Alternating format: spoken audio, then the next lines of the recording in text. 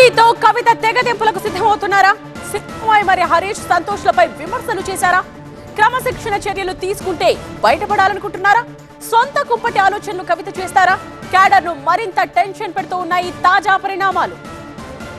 వ్యవహారం శృతి మించుతోంది. గీతలు కాదు అంతకు మించే హద్దులు కూడా దాటిపోయినట్టు కనిపిస్తోంది. దీంతో కవితపై చర్యలు ఏంటన్నదే చర్చనీయాంశంగా మారింది. అయితే ఈ విషయంలో ఇటీవల TV9 క్రాస్ ఫైర్ లో వేదికగా మాజీ మంత్రి జగదీష్ రెడ్డి కీలక వ్యాఖ్యలు చేశారు. పార్టీకి ఇబ్బందికరంగా మారితే కవిత విషయంలో కూడా కఠినంగా వ్యవహరిస్తామని స్పష్టం చేశారు. ఆమె సొంత పార్టీ పెట్టుకున్నా తమకు వచ్చిన ఇబ్బంది ఏమీ లేదని చెప్పారు జగదీష్ రెడ్డి. కవిత బీఆర్ఎస్ లో ఒక సునామీ సృష్టించింది. ఆ సునామీలో ఎంత కొట్టుకుపోవడం అనేది భవిష్యత్తు కాలం నిర్ణయిస్తుంది అని అంటున్నారు. ఇప్పుడు ఎంత వర్షం పడుతుందో ఇప్పుడు మనం కూర్చున్న కాడ అంత పెద్ద సునామీ అది. మీరు అనుకున్నట్టు ఇక్కడ వర్షం పడుతుంది నిజమైతే అది సునామీ అవుతుంది. అసలు ఏమి కొంచెం కూర్చున్న చోట ఏమైనా వర్షం పడుతుందా? ఏం లేదు. తీవ్రమైన ఎండ ఏమైనా కొడుతుందా? ఏం కొట్టలేదు. అక్కడ కూడా గంతే. అక్కడ కూడా కొంచెం కూడా ఇంపాక్ట్ ఉండదు. ఇప్పుడు ఇక్కడ ఎండ తీవ్రమైన ఎండ ఉంది, 50 డిగ్రీల ఎండ ఉంది అని మనం భావిస్తే అక్కడ ఏదో ఉన్నట్టు భావించాలి. లేదా ఇప్పుడు 20 సెంటీమీటర్ల వర్షం మన మీద కురుస్తుంది అని కనుక భావిస్తే అక్కడ ఏదో ఉందని భావించాలి. కవితతో బీఆర్ఎస్కి ఏంటి ప్రాబ్లం, లేకపోతే బీఆర్ఎస్తో కవితకి ఏంటి ప్రాబ్లం? ఏమి ప్రాబ్లం ఉందని అనుకోవడం లేదు. ఎందుకు ఆమె పార్టీ నుంచి ఎలిమినేట్ చేశారు? ఏం చేయలేదు. ఎవరు చేసినారు? సింగరేణి గౌరవ అధ్యక్షులుగా ఆమెను తొలగించకుండానే తొలగించి పక్కన పెట్టేశారు. సింగరేణి పార్టీ ఏం కాదే. కానీ పార్టీ అనుబంధ సంఘమే కదా. సంఘం ఒక సంఘం, పార్టీ ఏం కాదు.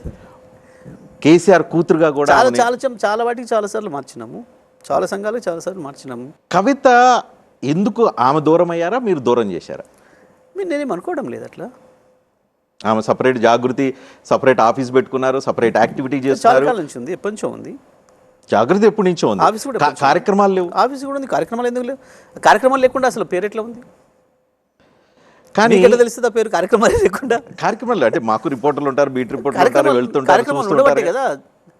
దానికి ఒక ఎస్టాబ్లిష్మెంట్ ఉండబట్టి, దానికి ఒక ఎగ్జిస్టెన్స్ ఉండబట్టే కదా దాని పేరు ఐడెంటిఫై చేసినారు. కానీ పార్టీ ఏవైతే విధానం ఉందో ఆ విధానాన్ని పక్క జరిగి ఆమె కొత్త ఆందోళన చేస్తున్నారు, సపరేట్ పార్టీ కార్యక్రమాలు చేస్తున్నారు.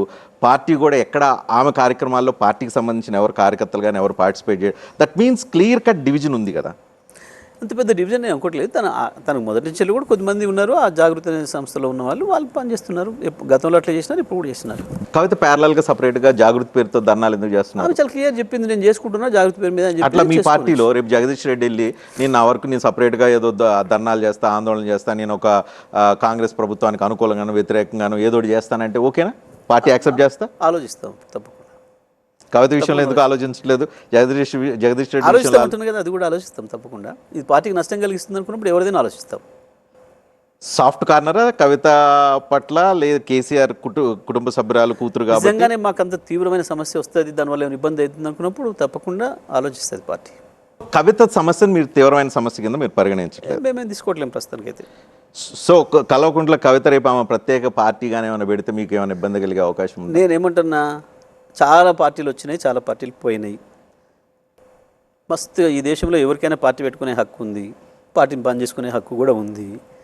ప్రజలు ఆదరిస్తారా ఆదరించరా ప్రజల ఇష్టం.